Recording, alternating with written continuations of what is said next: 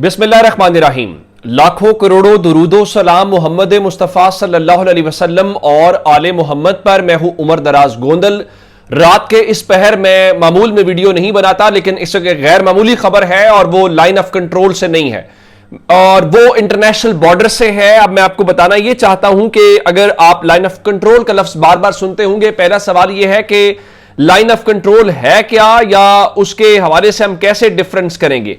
बुनियादी तौर पे लाइन ऑफ कंट्रोल एक आरजी बॉर्डर है, एक आरजी लाइन है, उसको बॉर्डर भी नहीं कहना चाहिए, जो बुनियादी तौर पे आजाद कश्मीर और मकबूजा कश्मीर के दरमियान में है। यानी आप यूं कहिए कि इंडिया के कब्जे में जो कश्मीर है और जो आजाद कश्मीर है, उन दोनों के दरमियान जो लाइन डिवाइड करती है, हम उसको लाइन ऑफ कंट्रोल कहते हैं, जो तकरीबन 750 किलोमीटर अप्रोक्सीमेटली बताया जाता है। और ये जाहिर है उस वक्त डिसाइड होगा जब इस हवाले से कश्मीर का मसला और कश्मीर के लोग खुद फैसला उसका कर लेंगे। दूसरी जो है वो आती है वर्किंग बाउंड्री। जो वर्किंग बाउंड्री है ये बुनियादी तौर पे जो इंडिया के कब्जे में कश्मीर है, जो मकबूजा जम्मू कश्मीर है, उसका कुछ हिस्सा पाकिस्तान के साथ लगता है। यानी पाकिस्तान का जो सियालकोट का इलाका है, मुख्तलिफ जो है वो उसके साथ जो टच करता है, उसको हम वर्किंग बाउंड्री कहते हैं। तो आप यूं कहिए कि मकबूजा कश्मीर और पाकिस्तान का जो इंटरनेशनली रिकॉग्नाइज्ड इलाका है सियालकोट का, उसके साथ जो लगता है वो वर्किंग बाउंड्री है और वो 193 किलोमीटर है, यानी 750 वो कह लीजिए, और 200 के करीब जो है वो वहां पे है। चूंकि यहां पे भी एक सवाल है, इसको वर्किंग बाउंड्री हम कह रहे हैं तो इंटरनेशनल बॉर्डर इसको कैसे समझा जाता है, तो मैं उस हवाले से भी आपको तफसीलात से आगाह कर देता हूं।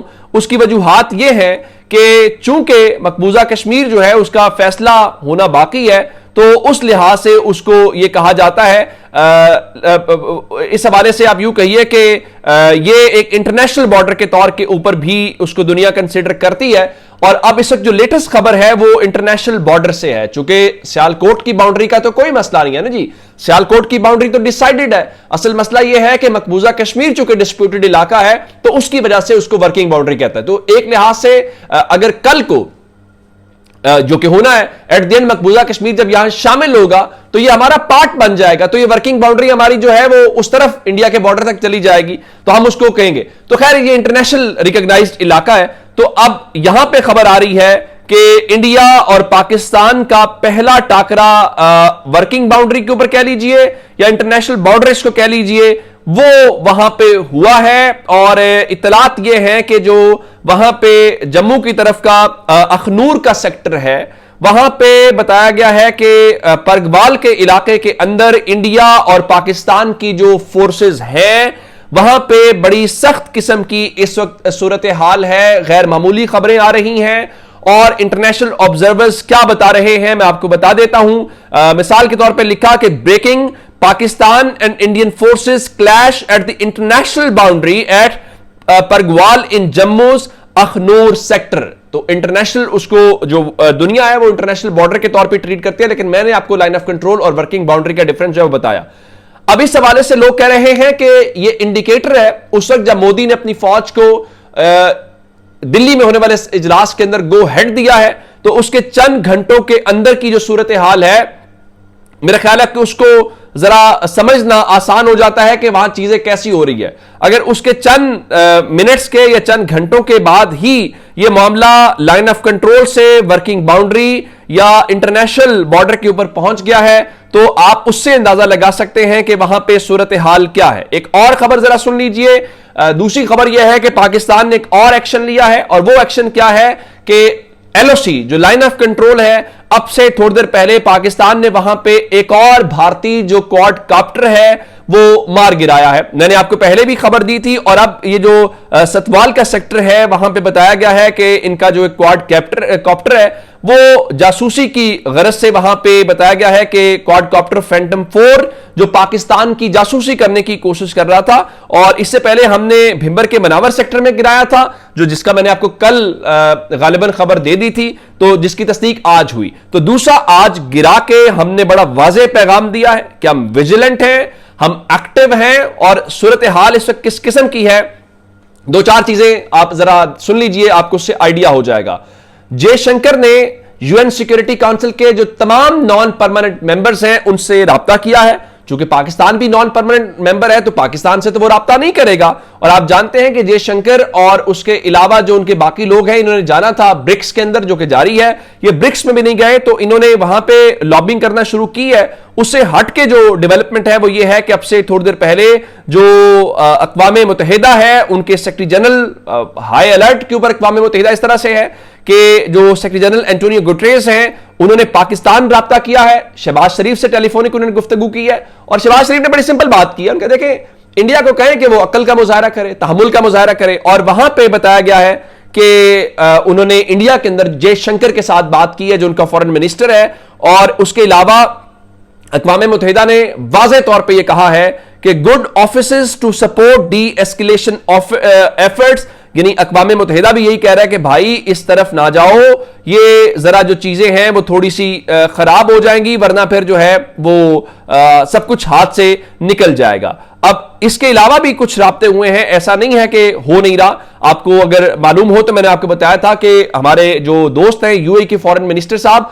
उन्होंने आज पाकिस्तान इसहाक डार को फोन किया था और अब से थोड़ी देर पहले हमें इत्तलात मिली है कि उन्होंने जयशंकर से भी बात की है। तो इसका मतलब यह हुआ कि दोनों तरफ जो है वो दोस्त इस भरपूर तरीके से कोशिश करते हुए दिखाई दे रहे हैं ताकि इस मामले को जितना जल्दी हो सके वो रोका जाए। दूसरा, दो डेवलपमेंट्स और हैं। एक मैंने आपको बताया था कि आज जो आरएसएस का चीफ है, जो बेसिकली आइडियोलॉजिक क्या कहना चाहिए, आइडियोलॉजिकल स्कूल है भारतीय जनता पार्टी का, तो मोहन भगत जो है वो 7 लोक कल्याण मार्ग के अंदर मिला था मोदी से। तो इत्तलात ये है कि उन्होंने बाकायदा मोदी को कहा है कि भाई आरएसएस भी तुमसे खुश नहीं है कि तुम पाकिस्तान के हवाले से कुछ नहीं कर पा रहे। अब एक खबर जो है, मोदी ने आज सीडीएस समेत तीनों सर्विसेज चीफ को, अजीत डोवल को, राजनाथ को बिठाया हुआ था। खबर इस वक्त यह है, जो बाहर आई है वो ये है कि वहां पर जो इनका सीडीएस है, वही जो मैंने आपको पहले खबर दी थी कि इनका एक सीक्रेट डॉक्यूमेंट लीक हुआ है जिसमें बताया गया कि उनकी फौज तैयार नहीं है। साउथ एशियन पर्सपेक्टिव का दावा यह है कि अब इस हवाले से वो ये बता रहे हैं कि किसी मेजर ग्राउंड के ऊपर या किसी नेवल ऑफेंसिव के हवाले से वो कह रहे हैं कि उनकी फौज जो है वो उस तरह मॉडर्न नहीं है जो होनी चाहिए थी, तो वो उस पोजीशन में नहीं है, नंबर 1। नंबर 2 जो है, ये भी खबर है कि उनको ये थ्रेट है। मैं आपको बता देता हूं, उन्होंने लिखा है कि रिफ्यूज एनी मेजर ग्राउंड और naval offensive citing incomplete modernisation of forces and nuclear escalation threat. यानी उनको फौज के सीडीएस ने, चीफ ऑफ डिफेंस स्टाफ ने, किसी बड़े जमीन के ऊपर और बहरी किस्म के ऑफेंसिव की या हमले की मुखालफत की है। उनके मुताबिक फौज भी मॉडर्न नहीं है और दूसरा यहां न्यूक्लियर मसला बन जाएगा। और उनके मुताबिक उन्होंने एक और लाइन लिखी अपनी रिपोर्ट के अंदर, visibly frustrated PM Modi left the meeting in rage. उनके मुताबिक मोदी गुस्से में इस मीटिंग से उठा है, जिसके बाद मीडिया में खबरें चलवाई गई हैं कि हमने गो हेड दिया है। अब उसके बाद रह गई इनके पास ऑप्शन ये है कि ये जनाब क्या करें कि ये अब पाकिस्तान के हवाले से कोई एयर स्ट्राइक करें तो जरूर करें। अगर आप एयर स्ट्राइक करते हैं तो फिर एयर स्ट्राइक का जो जवाब है उसी तरह से देगा जिस तरह पाकिस्तान ने 2019 के अंदर दिया था। मेरा ख्याल है कि पाकिस्तान, लोग इसको यूं समझ रहे हैं पाकिस्तान को डरा नहीं, पाकिस्तान के पास इंडिया को जवाब देने, रिटेलिएट करने के अलावा कोई ऑप्शन नहीं है, कोई ऑप्शन नहीं है टेबल के ऊपर। और मेरा ख्याल है कि ये विद इन मिनट्स होगा, विद इन आवर्स नहीं होगा। सो इंडिया इसीलिए जरा इस बार सोच समझ के, वरना पुलवामा की बारी तो ये दौड़ के आए थे, इस बार उनको आइडिया है कि जवाब क्या होगा। 2019 का प्रेसिडेंट हमने सेट किया हुआ है। तो अब तक के अपडेट से अपना बहुत सारा ख्याल रखिएगा। खुदा हाफिज।